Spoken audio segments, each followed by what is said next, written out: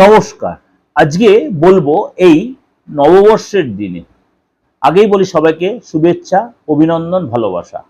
শুভ নববর্ষের 1433 সাল বুধবার পড়েছে পয়লা বৈশাখ।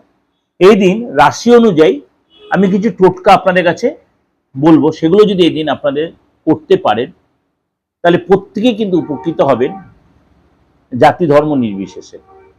প্রত্যেকের জন্য বলছি, রাশি অনুযায়ী করে দেখুন, উপকার পাবেন। চলুন তাহলে, এবং কালারটাও চেষ্টা করবো আপনাদের কাছে বলার।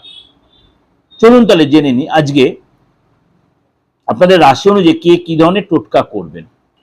মকর রাশি এবং কুম্ভ রাশি উভয়ের জন্যই বলি, একটাই মানে উভয়ের জন্য একই হবে। মকর আর কুম্ভ পান পাতা নিয়ে নেবেন, বা অশ্বত্থ পাতা, বট পাতা নেবেন না, অশ্বত্থ পাতা নেবেন।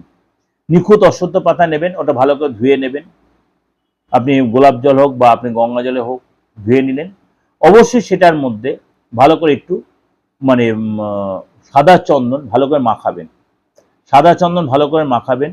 এবং তার মধ্যে অবশ্যই আপনি দারুচিনি এবং ঘি দিয়ে ভালো করে গুলিয়ে নিয়ে, দারুচিনির গুঁড়োটার মধ্যে ঘি দিয়ে ভালো করে গুলিয়ে নিয়ে তার মধ্যে লিখবেন আপনি 578 578 578, তিনটে সংখ্যা 578, এই তিনটে সংখ্যা লিখবেন। দুজনে মকর এবং কুম্ভ উভয়ের জন্য একই টোটকা।